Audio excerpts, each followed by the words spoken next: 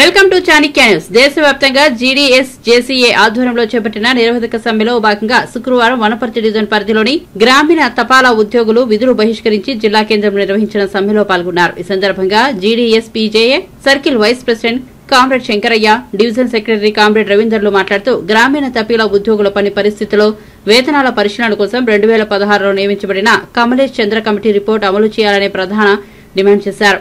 గ్రామీణ ప్రాంతాల్లో 24 గంటలు ప్రజలకు అందుబాటులో ఉంటూ వివిధ రకాల తపాలా సేవలతో పాటు ఆసరా పెన్షన్ డబ్బులు, ఉపాధి హామీ పథకంలో పనిచేస్తున్న కూలీల డబ్బులు, ఏఈపీఎస్ ద్వారా మినీ ఏటీఎంల గ్రామీణ ప్రజల అవసరాలకు నిరంతరం పనిచేస్తున్నట్లు తెలిపారు. జీడీఎస్లకు 8 గంటల పని, పెన్షన్తో సహా అన్ని రకాల ప్రయోజనాలు కల్పించాలని వారు డిమాండ్ చేశారు. కమిటీ రిపోర్టులో సూచించిన విధంగా సీనియర్ జీడీఎస్లకు 12, 24, 36 సంవత్సరాలకు సర్వీసులకు అదనపు ఇంక్రిమెంట్ ఇవ్వాలని, పెయిడ్ లీవ్స్ 180 రోజులకు నగదుగా మార్చుకునే సౌకర్యం కల్పించాలని, జీడీఎస్ వారి కుటుంబ సభ్యులకు వైద్య సౌకర్యం కల్పించాలని డిమాండ్ చేశారు. ఈ కార్యక్రమంలో division president division Harinatharao, treasurer Govindu, GDS PJA chairman Vishnu తదితరులు పాల్గొన్నారు.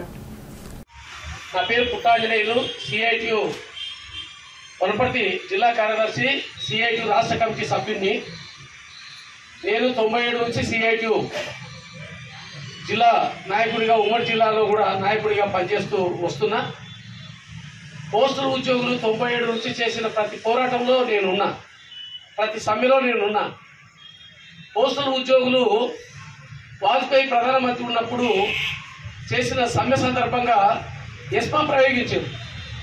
ఎస్మా ప్రయోగించినప్పుడు కూడా ధైర్యం చెప్పి అండగా నిలబడి ఆ సమ్మెను విజయవంతం చేసి విజయాలు సాధించిన దాంట్లో సిఐటియు పాత్ర ఉంది అని చెప్పి మీకు తెలియజేయడం అనేది జరుగుతూ ఉంది. వాస్తవంగా ఈరోజు పోరాడితే పోయేదేమీ లేదు, బానిస సంఖ్యలు తప్ప అని చెప్పి ఒక మహానుభావుడు 174 ఏళ్ల నాడు ఆ మాట చెప్పారు. 174 ఏళ్ల నుంచి ఇప్పటి వరకు పోరాటాలే విజయాలు సాధించినవి తప్ప ఎవరింట్లో వాళ్ళు ఉండి ఎవరి డ్యూటీ వాళ్ళు చేసుకొని విజయాలు సాధించిన ఎప్పుడు కూడా చరిత్ర లేదు. కాబట్టి మీరు కూడా ఈరోజు సరైన సమయంలో పోరాటానికి సిద్ధమైంది. మామూలుగా గ్రామాలలో వ్యవసాయం పనులు బాగా ముమ్మరంగా ఉన్నప్పుడు, వ్యవసాయం నాట్ల సీజన్లో మహిళలు గుర్తకేసుకుంటారు. నాటాలంటే మాకు ఎకరకు 5,000 ఇస్తే మేము నాటుతాం, లేకపోతే లేదు అని చెప్పి గుర్తకేసుకుంటాం. అదేవిధంగా కూలి మాకు ఇంత ఇస్తేనే మేము చేస్తాం, లేకపోతే లేదు అనే పద్ధతిలో వండికేసి పట్టుబట్టి కూలీలు పెంచుకుంటారు. ఇప్పుడు మన సీజన్, ఎన్నికల సీజన్ ఇది. 2024 పార్లమెంటు ఎన్నికలు రాబోతున్నాయి ఏప్రిల్లో. ఈ పార్లమెంటు ఎన్నికల్లో ఓడిపోవాలా గెలవాలనేది ఓడికుంటానే ఆ భయం. కాబట్టి మనకు భయం అవసరం లేదు, మనం పోరాడడానికి సిద్ధంగా ఉండాలి. ఈ పోరాటాన్ని మనము ఈ ఎన్నికల నోటిఫికేషన్ వచ్చే వరకు, మన విజయాలు సాధించే వరకు కొనసాగించాలని చెప్పి నేను తెలియజేయడం అనేది జరుగుతూ ఉంది. మీ పోరాటం కూడా చాలా ఎత్తుగడలతో తీసుకున్నారు, చాలా సరైంది. ఎందుకంటే ప్రతిరోజు డివిజన్ ఆఫీస్కు రావాలంటే ఇబ్బంది, ఛార్జీలు ఇదంతా. కానీ సబ్ ఆఫీసుల్లో, మీరు పోస్ట్ ఆఫీసుల్లో ఈ పద్ధతిలో సమ్మె అంటే డ్యూటీ చేయకూడదు. డ్యూటీ చేయకపోతే సమ్మె చేసినట్టే. కానీ మన ధైర్యం కోసం, మన చైతన్యం కోసం, సమ్మెను విచ్ఛిన్నం కాకుండా చూసుకునే దానికోసం మనం ఖచ్చితంగా ఐక్యమత్యంగా ఉండాలంటే ఏదో ఒక దగ్గర మండలంలోనో ఎక్కడో దగ్గర జమని కూర్చోవాలి. దగ్గర అయినా పర్వాలేదు, ఆ పద్ధతిలో సమ్మెను సక్సెస్ చేయాలి. తర్వాత ఇప్పుడు పోస్టల్ ఉద్యోగులు చేస్తున్న సమ్మెకు కేంద్ర ప్రభుత్వం అనేక ఆటంకాలు కల్పిస్తుంది. ఎందుకంటే ఈ ప్రభుత్వము చాలా మొరటుగా ఉండే ప్రభుత్వం. ఈ ప్రభుత్వము మన తాత ముత్తాతల నుంచి 1926లో తెచ్చుకున్న ట్రేడ్ యూనియన్ యాక్టును రద్దు చేసింది. సమ్మె హక్కును రద్దు చేస్తే సుప్రీంకోర్టుకు సంబంధించి కూడా తీర్పిస్తే సమ్మె హక్కు మా జన్మ హక్కుని పోరాడి సాధించుకున్నాం. మనం ఈ హక్కు మన హక్కు. అదేవిధంగా 2016లో సుప్రీంకోర్టు జడ్జిమెంట్ ఇచ్చింది. ఏమని? సమాన పనికి సమాన వేతనం ఇవ్వాలి దేశంలో అని చెప్పి. చట్టాలు ఉన్నోళ్లకు చుట్టాలు, కానీ మనకు కాదు. మనకు నిజంగా చుట్టమైతే 2016లోనే మీరు ఎప్పుడైతే ఉద్యోగంలో జాయిన్ అయ్యారో మీతో పాటు పర్మనెంట్ ఉద్యోగస్తులు ఆ రోజు జాయిన్ అయిన వాళ్ళకు ఎంత జీతం ఉందో అంత జీతం మీకు ఉండాలి.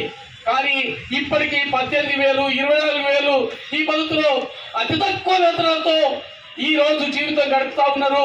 చాలా కష్టాలను ఎదుర్కొంటా ఉన్నారు. బయట వాళ్ళకు ఇవన్నీ తెలియదు. మనం చెప్పాలి. పోస్టల్ ఉద్యోగులు అంటే 50,000 ఆ టీచర్లు లేక మిగతా ఉద్యోగస్తులు లేకనే 50,000, 60,000, 70,000, లక్ష రూపాయలు ఉంటాయి వీళ్ళకు. వీళ్ళు పోస్టల్ ఉద్యోగులు వీళ్ళల్లా చేస్తున్నది ఊరికేనేనా అన్నట్టు జనానికి ఉంటుంది. కాబట్టి ప్రభుత్వాలు ఏం చేస్తున్నామంటే ప్రజలకు ఉద్యోగులకు దూరం చేసే పద్ధతుల్లో సంక్షేమ పథకాలు అమలు చేయాలంటే ఉద్యోగస్తులకు జీతాలు పెంచొద్దు అని ఒక తప్పుడు ధోరణి ప్రచారంలో తెచ్చింది. సంక్షేమ పథకాలు అది చూడండి, వాళ్ళు ఉద్యోగాలు జీతాలు పెంచాలని కొట్లాడుతున్నారు.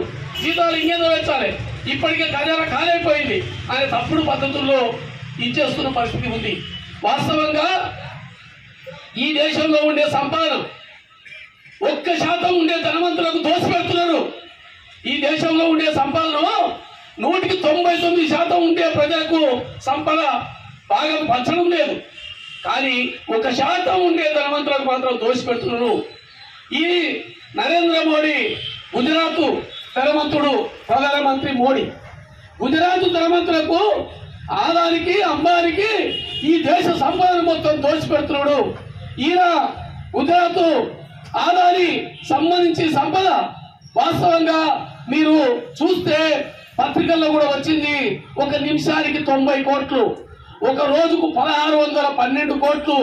ఆయన సంపద 17,628,000 కోట్ల రూపాయలు ఈయన సంపద అని చెప్పి పత్రికలో వచ్చింది. మామూలుగా 2003లో మన భారతీయుడు ఒక్కడు కూడా ఈ ధనవంతుల జాబితాలో, ప్రపంచ కుబేరుల జాబితాలో లేరు. 2004లో 4 అయ్యిండ్రు. 2004లో 4 అయ్యిండ్రు. ఇప్పుడు 100 మంది దాటిండ్రు. 161 మంది